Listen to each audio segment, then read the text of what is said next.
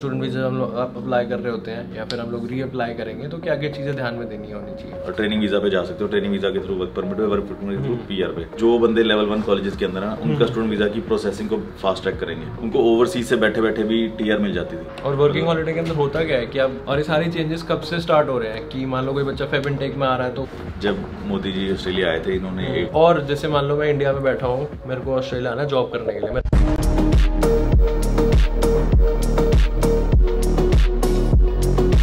very good morning and hi to our channel. This is Tushar. We have Mr. Gagandeep Singh here in the vlog. How are you doing, buddy? Good. Hello. Hello. तो भाई आज की इस video में हम लोग बात करने वाले हैं कि जो रिसेंटली पॉलिसी आई है या फिर हम उसको स्ट्रैटेजी बोल रहे हैं, तो उससे स्टूडेंट्स पे या फिर जिन लोगों को टीआर लेनी है, जिनका स्टूडेंट वीज़ा खत्म होता है, या फिर जिन लोगों को वर्क परमिट चाहिए, मान लो आप इंडिया में जॉब कर रहे हो बैठ के, आपको ऑस्ट्रेलिया आना है, यहाँ पर आप लोगों को जॉब करनी है, वर्क परमिट चाहिए, और point test visa plus business migration में क्या क्या चेंजेस आए। मैंने रिसेंटली एक वीडियो बनाई थी बट मैंने कहा भाई आप मेरे साथ खड़े रह के एक वीडियो में डिटेल में बताओ, क्योंकि गगन बाजी माइग्रेशन एजेंट है and he will explain things better. अपना क्या अपना तो यूट्यूब चैनल बनाते हैं, हम लोगों को जो जेनरिक मिलता है वो मैं आप लोगों को बताता हूँ, बट डिटेल में हम लोग आज इस वीडियो में बात करने वाले हैं। बहुत ज़्यादा इंपॉर्टेंट वीडियो, एंड तक देखना।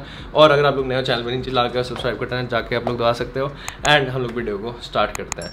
तो भाजी आप बताओ कि स्टूडेंट वीज़ा में क्या क्या चेंजेस आए हैं जो हम लोगों को देखने को मिल सकते हैं नेक्स्ट ईयर या फिर पहली बात तो इसको माइग्रेशन स्ट्रेटजी इसलिए बोल रहे हैं क्योंकि ये सारी स्ट्रेटजी चेंज कर रहे हैं। क्योंकि जो अब इन्होंने अनाउंसमेंट्स करी थी उनको ये लग रहा है कि जिस चीज़ की डिमांड 10 साल पहले 20 साल पहले थी उसकी डिमांड आज भी है।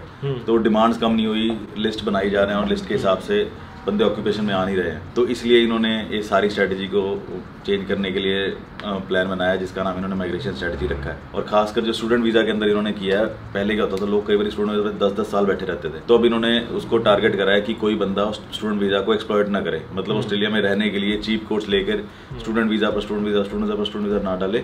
स्टूडेंट टू स्टूडेंट के अंदर इन्होंने वो टारगेट करना और चेक करना है कि लोग ऐसा ना करें। इसके लिए वो लेकर आए हैं जीएसटी, जनरल स्टूडेंट टेस्ट।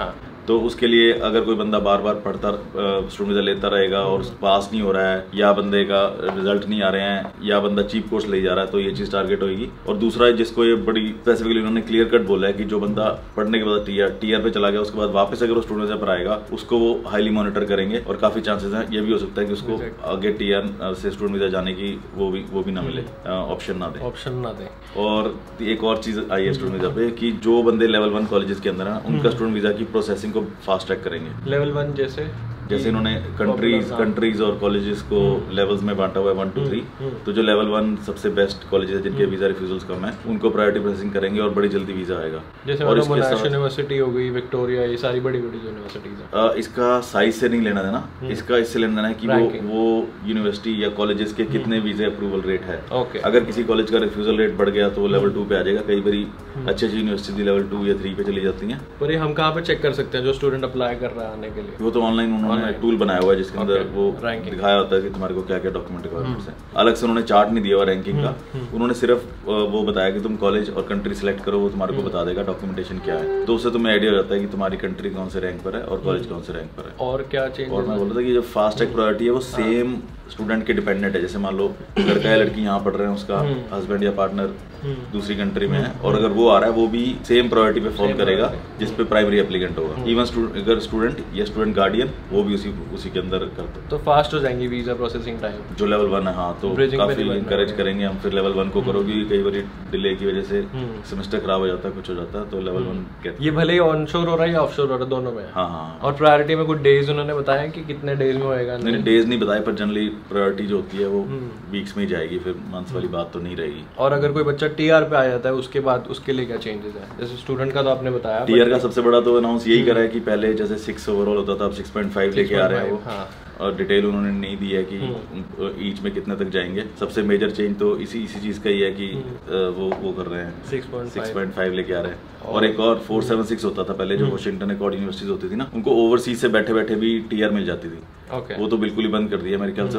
जो पुण्य में आया था उसके अंदर काफी डॉजी डॉक्यूमेंट्स और वो चल रहे थे, प्लस उसका खास इनको सक्सेस मिली नहीं। जो बंदे वहां से आए थे वो काफी बंदे अपनी फील्ड में रहे भी नहीं, तो that could be one of the reason. क्या बताया हमारे को बताया वॉशिंगटन, क्या बताया वॉशिंगटन अकॉर्ड ना एक लिस्ट ऑफ यूनिवर्सिटीज हैं जिसको वाशिंगटन अकॉर्ड एक्नॉलेज करता है कि ये अच्छी यूनिवर्सिटीज है और ऑस्ट्रेलिया वाले उससे पढ़े हुए स्पेसिफिक कोर्सेज को टीआर इंडिया में बैठे बैठे देते थे, ऑस्ट्रेलिया पढ़ने की जरूरत ही नहीं है, वहीं से पढ़ो, जैसे पढ़ाई खत्म करी तुमको 1.5 साल की टीआर मिल जाती थी। फिर यहाँ पे आगे कुछ भी करो, मतलब यहाँ पर आगे पहले टीआर करो, टीआर के बाद डिपेंड करता है क्या करो, पर काफी लोग टीआर के बाद स्टूडेंट्स पर भी गए हैं जो हमारे क्लाइंट्स हैं, या कईयों को एक्चुअल में काम मिल गया तो उन्होंने वर्क परमिट भी अप्लाई करा, तो उस तरह से लोग कर सकते थे। अब उसको तो पॉलिसी कर दिया ओवरसीज टीआर को। और वो एज वाला भी कुछ सुना था कि 35 पे आ गई 50 से टीआर की, हाँ वो एकदम से 35 करती, उससे मेरे को लगता है काफी लोगों को फर्क पड़ेगा, क्योंकि काफी सारे स्टूडेंट्स हैं जो हमारे पास थे जो 30-35 इस एज ग्रुप में स्टूडेंट वीजा डालते थे, तो जो स्टूडेंट वीजा डालेंगे by the time student visa खत्म होगा या उनकी पढ़ाई खत्म होगी, वो 35 से ऊपर निकल जाएंगे, तो उनके लिए टीआर की ऑप्शन बंद हो रही है। पर सेइंग दैट हमारे पास ट्रेनिंग वीजा है उसको अकोमोडेट करने के लिए, जैसे अगर नहीं लूपहोल नहीं है, मतलब बेसिकली ये है कि आपको अगर टीआर नहीं मिल रही है तो और आप अपनी फील्ड में काम कर रहे हो तो आप ट्रेनिंग वीजा पे जा सकते हो, ट्रेनिंग वीजा के थ्रू वर्क परमिट पे, वर्क परमिट के थ्रू पीआर पे, तो पाथवे है। अगर नहीं डाल पा रहे तो ऐसा नहीं है कि बिल्कुल स्टोरी फिनिश होगी। इनफैक्ट जो नई स्ट्रेटजी है उसके अंदर ये बार बार एक चीज को बोल रहे हैं, वो उसको प्रमोट करेंगे जो बंदा अपनी फील्ड में काम करता होगा। तो हम तो वैसे शुरू से सबको ये एडवाइस देते थे, जो तुम पढ़ रहे हो उसके रिलेटेड काम करोगे तो पीआर मिलने में काफी चांसेस रहेंगे। फिल्म मेकिंग जो भी, तो उसको अब काफी इन्होंने क्लियर कट बोल दिया है। पुरानी गवर्नमेंट ने क्या बोला था, they did not wanted a PR pathway, अब क्या बोल रहे हैं, जो आ रहा है हम उसको पीआर पाथवे देंगे, ये अगर होगा तो तुम्हारे को पीआर मिलेगी, which is actually very good because there is a pathway. अपनी फील्ड में रहो, अपनी फील्ड में काम करो और पीआर होने के चांसेस बहुत ज्यादा हो जाएंगे। और भाई हमको अभी रिसेंटली पता लगा, हमारी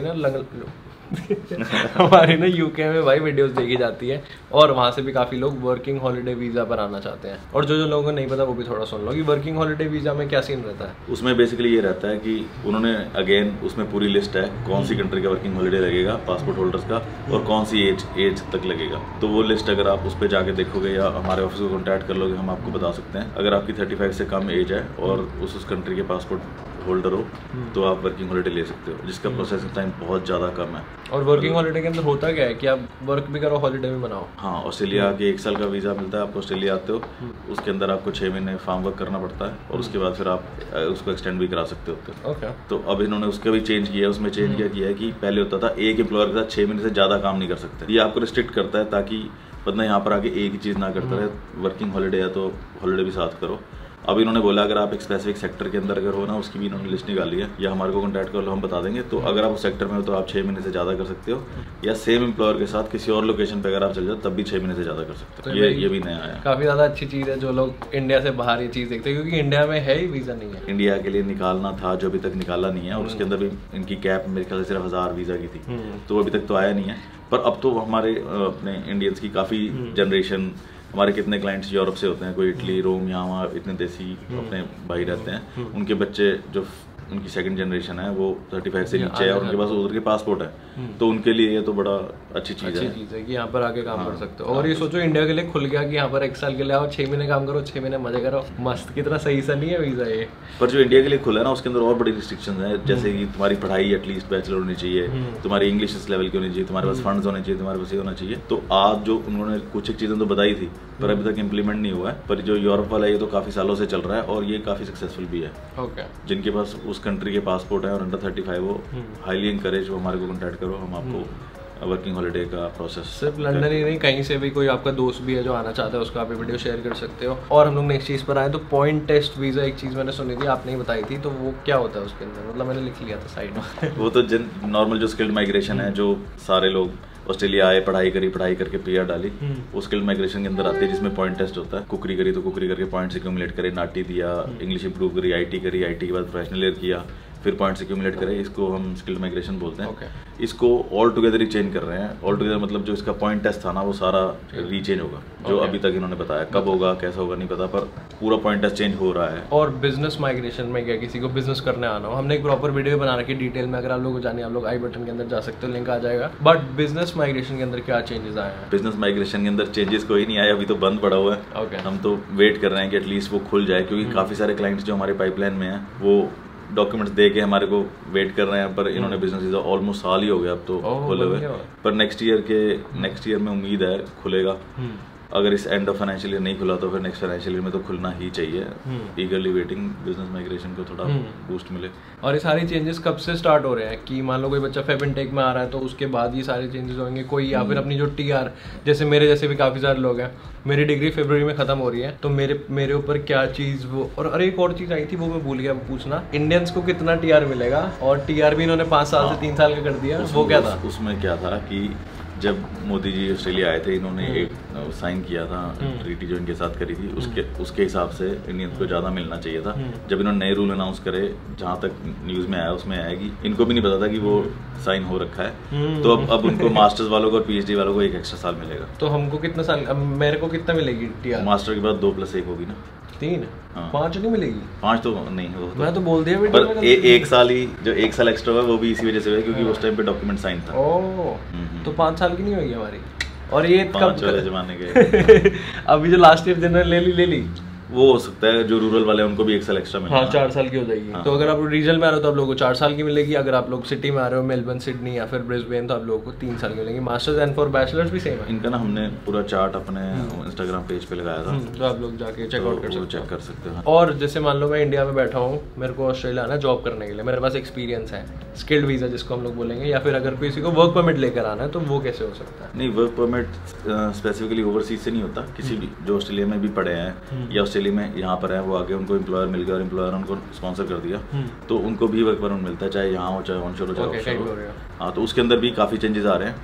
बोल रहे हैं उसको, वो तो ये बोल रहे हैं कि इसको 3 कैटेगरी में लेके आएंगे, जिसके अंदर से एक होगी जिसकी 70 से कम की सैलरी है, और एक होगी 70 से 135, एक होगी 135 से ऊपर की। $135 $135,000 $1.5 लाख। हाँ, उससे ऊपर सैलरी तो इन लोगों के साथ क्या होगा? मान लो मेरी सैलरी है $1.5 लाख। हाँ, और मैं, ऐसे नहीं है वैसे, और मैं कहाँ, यहाँ भी कहीं भी रहता हूँ। नहीं, वो इन्होंने अनाउंस नहीं करा कि उसको इम्प्लीमेंट कैसे करेंगे, पर इसको 3 कैटेगरीज में लेकर आएंगे। पर वैसे इन्होंने जो करंट वर्क परमिट है उसके अंदर इन्होंने ऑलरेडी अनाउंस कर दिया। पहले हमको 3 ऐड डालनी पड़ती थी, उनमें से एक ऐड होती थी वर्कफोर्स के अंदर, तो वो उसको डालने के लिए ना माईगव आईडी चाहिए होता था एम्प्लॉयर्स को। तो अब इन्होंने क्या करा, वो वाला हटा दिया, क्योंकि अब एम्प्लॉयर्स को ना कई बार किसी का माईगव आईडी से कंपनी रजिस्टर अटैच नहीं है, क्योंकि इतना ज़्यादा पुराना नहीं था, तो काफ़ी इश्यूज आ रहे थे, तो वो इन्होंने हटा दिया। अब सिर्फ 2 ऐड डालनी है 482 के लिए। वो भी अभी बोल रहे हैं शायद उसका भी प्रोसेस चेंज कर देंगे, LMT का जो लेबर मार्केट टेस्टिंग होती है। और 482 तो बिल्कुल ही सारा ही चेंज हो रहा है, तो वो वर्क परमिट वीज़ा हो गया। और वाली एक चीज़ बताओ कि एक स्टूडेंट को जब अप्लाई करते हो तो क्या ध्यान में रखना चाहिए कि स्टूडेंट वीज़ा हम लोग अप्लाई कर रहे होते हैं या फिर हम लोग रीअप्लाई करेंगे, तो क्या क्या चीज़ें ध्यान में देनी होनी चाहिए? देखो, हमेशा अब जो GST आ रही है उसको ध्यान देना ही पड़ेगा, पर जेन्युइन टेम्परेरी एंटर तो पहले भी था, तो उसके ऊपर काफ़ी ज़्यादा फोकस होता था कि जो आप स्टेटमेंट दे रहे हो, जो आप बता रहे हो वो सही हो और वो आपके करियर पाथवे को प्रोजेक्ट करती हो। उसके अलावा तो हमेशा वही होता है, अगर आपकी लेवल 1 नहीं है तो आपको फंड्स और इंग्लिश रिक्वायरमेंट होती है, तो मेक श्योर वो फंड जो है वो सही हो और इंग्लिश रिक्वायरमेंट सही हो। कोर्स COE के बिना तो वीज़ा नहीं डलने लग गया वैसे आजकल, पर नहीं डालना चाहिए बिना COE के। ऑफर लेटर पे वीज़ा डल सकता है वैसे, जो पहले नहीं डल सकता होता था, काफ़ी साल पहले तो COE मस्ट होती थी, पर अब आजकल तो ऑफर लेटर पे भी डल जाता है। तो थैंक यू अगन भाजी for sharing this lovely information. I hope आप लोगों को हेल्प होगी। मैंने टू बी ऑनेस्ट वीडियो बनाई थी, बट ये डिटेल में वीडियो थी, मैंने सिर्फ स्टूडेंट और TR के बारे में बात करी थी, इसके अंदर सारी चीज़ों के बारे में बातें हैं। अगर आप लोगों को कोई भी डाउट्स है, अगर आप लोगों को ऑस्ट्रेलिया में मूव होना है या फिर यहाँ पर अगर आप लोग रहते हो, आप लोगों को कोई भी डाउट्स है अपनी माइग्रेशन कैसे क्या बोलेंगे उसको, माइग्रेशन जो आप लोग की स्ट्रैटेजी, या फिर अगर आप लोग किसी बोट में सेल कर रहे हो, उबड़ खाबड़ हो रही, गगन भाजी के पास आ जाओ, Gagan bhaji will help you out with all the queries. Thank you so much Gagan ji, will see you again. तो अगर आप लोगों को वीडियो इतनी अच्छी लगी तो लाइक कर देना, सब्सक्राइब कर देना। हम लोग आपको मिलेंगे नेक्स्ट वीडियो में, तब तक के लिए लव फ्रॉम मेलबर्न। पॉज।